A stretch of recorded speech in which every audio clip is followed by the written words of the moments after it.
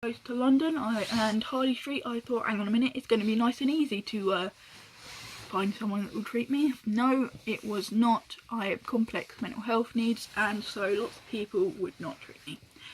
I did find someone that would treat me. When I went to talk to her, she told me that that testosterone would solve all my mental health problems, as well as she would get my diagnosis of autism revoked, because all trans guys suffer with social difficulties, and apparently that was me. She disregarded the fact that I had delayed speech. I had problems all throughout primary and secondary school, not just to do with my social issues, but that's for another time. As you can probably tell, I got quite annoyed at this lady, and so never went back for a follow-up appointment, and so I went back off to the internet to research it. Now, something that kept coming up was Gender GP, which in November of 2018, last year, came all over the press about how they've been running a clinic illegally. I was still willing to go with them. This was before the news broke. I was still willing to go with them, even though they are based in Cardiff and I'm based in London. So that is about a 4-hour drive between the two places.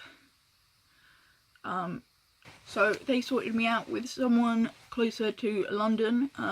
Turns out this lady was about halfway around the M25, which means in rush hour traffic, it's no quicker to get there than it was to get to Cardiff. So as soon as they sent it over, I managed to get in contact with her, and she had a cancellation, and so I managed to get in an appointment with her for the next week. It was tough going, to say the least.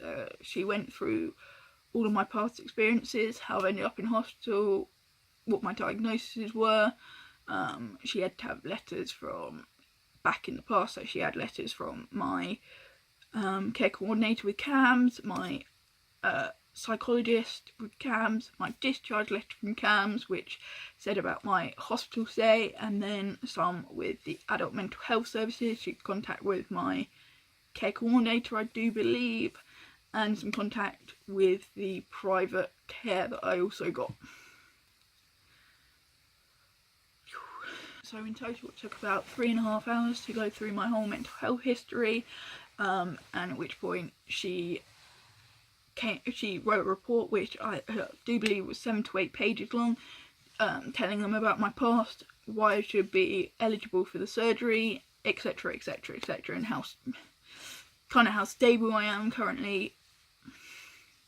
So the day that she sent it over to me, I sent it straight over to the surgeon. I'd had a few issues with my phone, not wanting to open it because it's on Word, and even though I got Samsung, which should be able to open things with Word, it was just not having it. So I just forwarded the whole email to my surgical assistant. The next day I got an email reply saying that was all fine and Milesbury accepted it and that I could book my surgery. So I was at work at the time, so I excused myself, going down to the cellar to say that we needed some stock, and I rung them back and the woman wasn't able to answer the phone. So for about 40 minutes we played phone tag, and I made all kind of excuses up to go down to the cellar. I was like, oh god, I've forgotten the apple juice, even though we had a case of it, and etc, etc, until the end, until I just went, look, it's about my top surgery. If I don't do this, I might not get it on the timescales where I want it. And at which point, my team leader at the time just went, just go, like, go book it, do whatever you need, come back before 5 o'clock. And I was like, cool, okay, thanks. So in the end, I managed to contact her via email, and I was allowed to book via email, even though I was told that I couldn't. The only date available in January was the 9th of January, so immediately within 5 minutes of hearing that, I was like, look, put me down on that date. And yeah, you need to pay the deposit within 24 hours. And I was like, look, I need to move some money around in my bank accounts, and then I will pay it. So within 10 minutes, I was on the phone to the bank. I got the all the account numbers written on my hand because they told me it verbally. So I rung the bank, transferred the money over to them within about 20 minutes of my booking it. I do believe I must have been one of the fastest people to be able to transfer that deposit, considering they give like 24 hours to do it. I was like, must do it now, bang, bang, bang. And my team leader I came back, and my team leader was like, you're smiling, you're happy, and I was like, did you book it? And I was like, yeah, of course I booked it. And I was buzzing for the rest of the shift. I was so happy, like nothing got me down that day. Like we were slammed, and yet I seemed to be happy all the way through, which no one seemed to understand,